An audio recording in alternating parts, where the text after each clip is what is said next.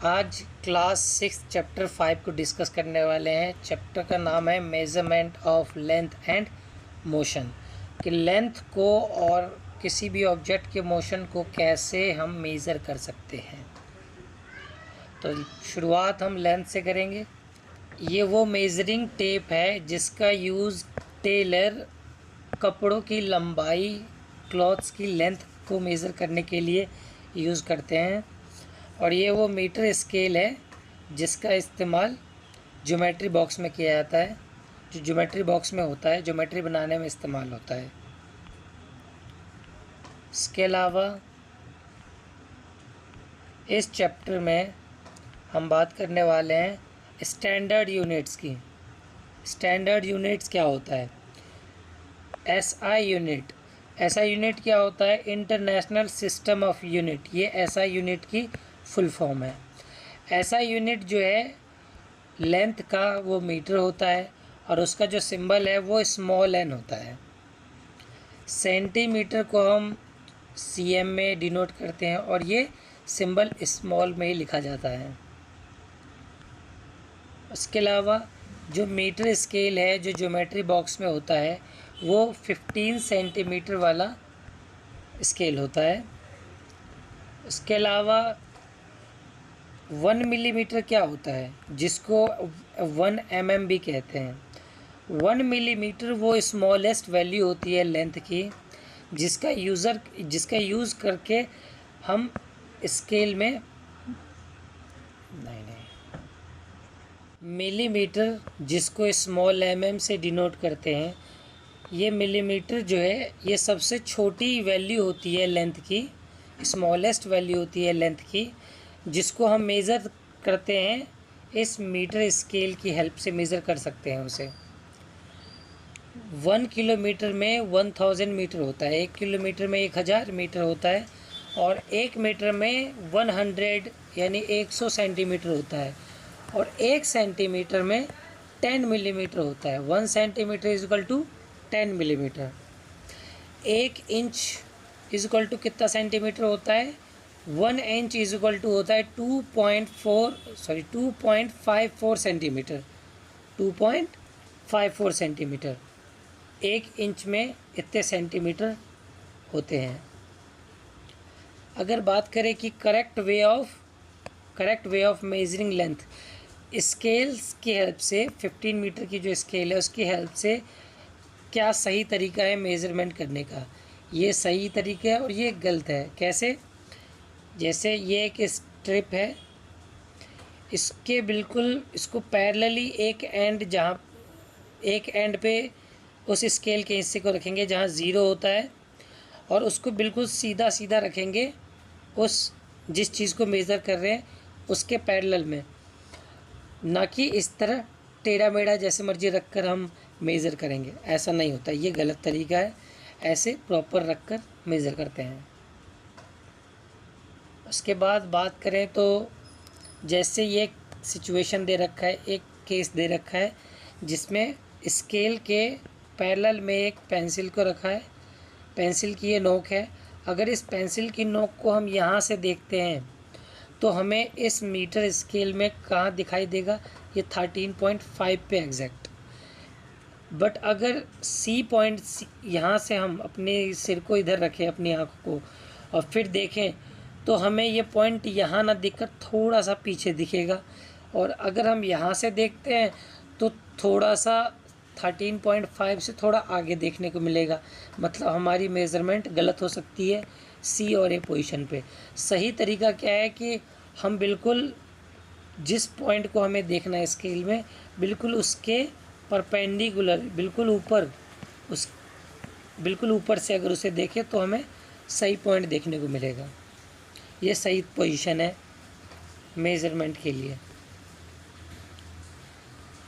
इसके अलावा इस चैप्टर में एक इम्पोर्टेंट बात है जो ध्यान में रखना है कि हमेशा जो भी सिंबल हम यूज़ करते हैं, किलोमीटर, मीटर, सेंटीमीटर और मिलीमीटर, ये सारे स्मॉल लेटर्स में, लोअर लेटर्स में होने चाहिए और कभी भी इनके साथ एस नहीं लगता है। जैसे अगर हम 5 किलोमीटर की बात कर रहे हैं और 1 से ज़्यादा है, इसका मतलब किलोमीटर्स लगाएंगे ऐसा कभी नहीं होता है, ये गलत हो जाएगा। हमेशा सिर्फ किलोमीटर लगेगा, उसके आगे एस कभी नहीं लगेगा। प्लूरल बनाने के लिए अगर हम एस लगाएंगे वो गलत हो जाएगा। उसके अलावा अगर हम बात करें तो इस चैप्टर में रेफरेंस पॉइंट की बात की गई है। क्या होता है रेफरेंस पॉइंट? जब किसी फिक्स ऑब्जेक्ट या फिक्स पॉइंट के रिस्पेक्ट में डिस्टेंस को बताया जाता है, इसी को कहते हैं रेफरेंस पॉइंट। जैसे कि यहाँ मैं हूँ और यहाँ 5 मीटर दूर बॉल है, फुटबॉल है, तो मेरे पोजीशन से इस फुटबॉल की दूरी को मेज़र करना मेरे पोजीशन से शुरू किया जाए, 0 मेरे पोजीशन पे हो और फिर मेज़र करते करते फुटबॉल की पोजीशन पे जाए और 5 मीटर डिस्टेंस आए। इसका मतलब 0 जहाँ पे था, मेरे पोजीशन पे 0 था, तो मैं क्या हूँ? Reference point. जहाँ से मेजरमेंट शुरू किया गया है उसे रेफरेंस पॉइंट कहते हैं। और जो चूना पाउडर होता है जिसका इस्तेमाल किया जाता है किसमें?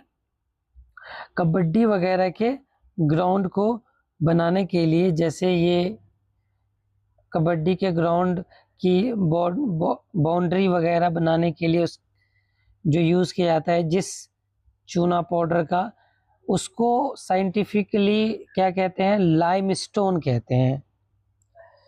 और ये जो डायग्राम है ये मेजरिंग टेप है, इसका यूज़ जनरली वर्कर किया करते हैं।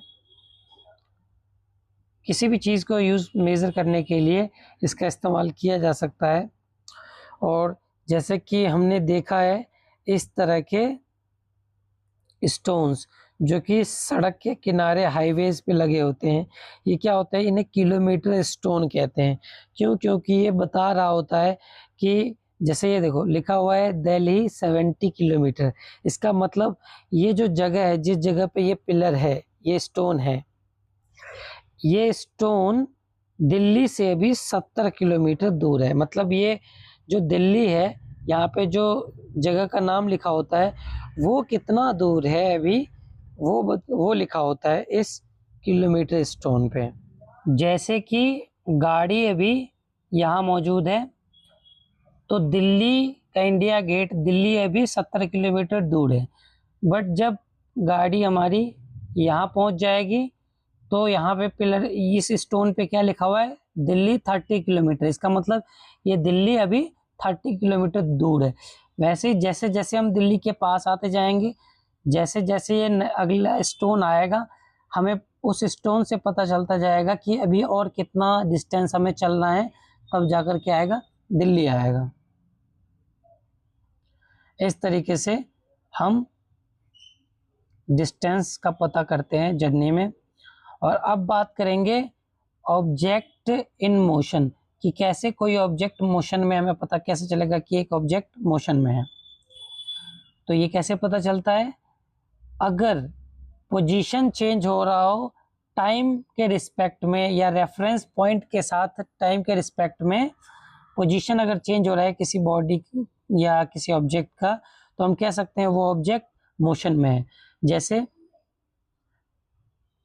1 सेकंड पे ऑब्जेक्ट यहाँ पे है, अगले सेकंड पे यहाँ पे है, उसके अगले सेकंड पे यहाँ पे है, उसके अगले सेकंड पे यहाँ पे है। तो हर 1 सेकंड पे पोजीशन बदल रही है ऑब्जेक्ट की। इसका मतलब ऑब्जेक्ट किस में है? मोशन में है। बट ऑब्जेक्ट एट रेस्ट क्या होता है? अगर ऑब्जेक्ट का पोजीशन चेंज नहीं हो रहा है बट रेफरेंस पॉइंट के रिस्पेक्ट में टाइम बदल रहा है। जैसे पहले ऑब्जेक्ट यहाँ पे था 1 सेकंड, फिर ऑब्जेक्ट यहीं पे है 2 सेकंड हो गया, ऑब्जेक्ट यहीं पे है फिर 3 सेकंड हो गया, ऑब्जेक्ट यहीं पे है 4 सेकंड हो गया। मतलब टाइम बदल रहा है लेकिन पोजीशन चेंज नहीं हो रहा है ऑब्जेक्ट का। इसका मतलब ऑब्जेक्ट किस में है? रेस्ट पे है। इसी को कहते हैं ऑब्जेक्ट एट रेस्ट या ऑब्जेक्ट इन रेस्ट। अब बात करेंगे टाइप ऑफ मोशन की। कितने तरह के मोशन होते हैं? 3 तरह के मोशन होते हैं, लीनियर मोशन, सर्कुलर मोशन और ऑसिलेटरी मोशन। अब एक एक कर इन तीनों तरह के मोशन को समझेंगे। तो सबसे पहले लीनियर मोशन की बात करते हैं। लीनियर मोशन क्या होता है? व्हेन एन ऑब्जेक्ट, जब कोई ऑब्जेक्ट मूव करता है along straight line, straight line में सीधा सीधा मूवमेंट हो, स्ट्रेट मूवमेंट हो, इस मोशन को कहते हैं लीनियर मोशन। एग्जाम्पल के लिए जैसे when an orange drop from tree, जब एक ऑरेंज, जैसे कि ये ऑरेंज ट्री से गिर रहा है, तो ये जो गिरता हुआ ऑरेंज है ये किस तरह का मोशन शो कर रहा है? स्ट्रेट लाइन मोशन शो कर रहा है। उसके अलावा रिपब्लिक डे परेड में march past of student, student का मार्च पास्ट परेड के टाइम पे, ये भी स्ट्रेट लाइन मोशन है। जैसे बहुत सारे स्टूडेंट एकदम स्ट्रेट लाइन में मार्च पास्ट कर रहे हैं रिपब्लिक डे पे। उसके अलावा जब हैवी बॉक्स को पुश किया जाता है अलोंग स्ट्रेट लाइन, सीधा सीधा अलोंग स्ट्रेट लाइन, जैसे ये बॉय ये इस हैवी बॉक्स को इस straight line, along straight line सीधा सीधा क्या कर रहा है? पुश कर रहा है। ये भी कैसा मोशन है? लीनियर मोशन है। या फिर हाथ से इरेजर को फ्री फॉल छोड़ देना ग्रेविटी के इन्फ्लुएंस में, ये भी क्या है? लीनियर मोशन है। उसके अलावा सर्कुलर मोशन, सर्कुलर मोशन क्या होता है? जब कोई ऑब्जेक्ट मूव करता है, जब किसी ऑब्जेक्ट का मूवमेंट हो रहा हो अलोंग सर्कुलर पाथ, कैसा? सर्कुलर पाथ पे, तो इस तरह के मोशन को सर्कुलर मोशन कहते हैं। जैसे थ्रेड के एक एंड पे पोटैटो को टाई कर देना, बांध देना। या फिर मोशन मेरी गो राउंड का,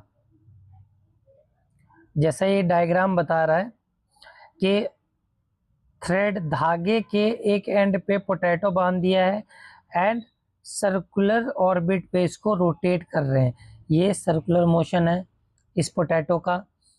और ये जो झूला है इसको मेरी गो राउंड कहते हैं, जिसमें चारों तरफ हॉर्सेस लगे होते हैं और ये ऐसे गोल गोल हॉर्सेस स्विंग कर रहे होते हैं। तो ये मेरी गो राउंड का जो ये मोशन है ये भी सर्कुलर मोशन होता है। उसके अलावा अब बात करेंगे हम ऑसिलेटरी मोशन की। ऑसिलेटरी मोशन क्या होता है? व्हेन एन ऑब्जेक्ट मूव्स, जब कोई ऑब्जेक्ट मूव करता है टू एंड फ्रो मतलब आगे पीछे, अबाउट सम फिक्स्ड पोजीशन, किसी फिक्स पोजीशन के आगे पीछे। जैसे ये रबड़ बांध रखा है थ्रेड से और हैंग कर दिया है, और ये रबड़ आगे जाएगा, फिर पीछे आएगा, फिर आगे जाएगा, फिर पीछे आएगा। जैसे कि बॉय जो झूल रहा है इस झूले पे, ये आगे जाएगा पहले, फिर पीछे आएगा, फिर वापस अपनी पोजीशन पे, फिर आगे जाएगा, फिर अपनी पोजीशन पे, फिर पीछे आएगा, फिर अपनी पोजीशन पे। तो इस तरीके से ये कैसा मूवमेंट कर रहा है? टू एंड फ्रो मूवमेंट कर रहा है। इसी मोशन को कहते हैं ऑसिलेटरी मोशन। तो एग्जाम्पल में हम क्या लिख सकते हैं कि इरेजर को हैंग कर दिया थ्रेड से और उसको स्टीडली धीरे धीरे स्विंग कर रहे हैं। या फिर मोशन ऑफ स्विंग, झूले का जो है जो मोशन होता है ये टू एंड फ्रो मोशन होता है, ऑसिलेटरी मोशन होता है। इसके अलावा ऑसिलेटरी मोशन, जैसे कि ये डायग्राम देखने को मिल रहा है जिसमें स्केल को टेबल के ऊपर रखकर उसके ऊपर कई सारी मोटी मोटी बुक्स रख दी हैं, और फिर जैसे ही इस स्केल को थोड़ा प्लग करेंगे, मतलब थोड़ा सा नीचे की ओर पुश करके छोड़ेंगे, तो ये ऊपर नीचे मूवमेंट इसका शुरू हो जाएगा।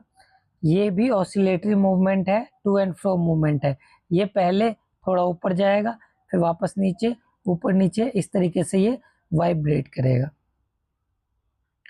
ये भी ऑसिलेटरी मोशन था।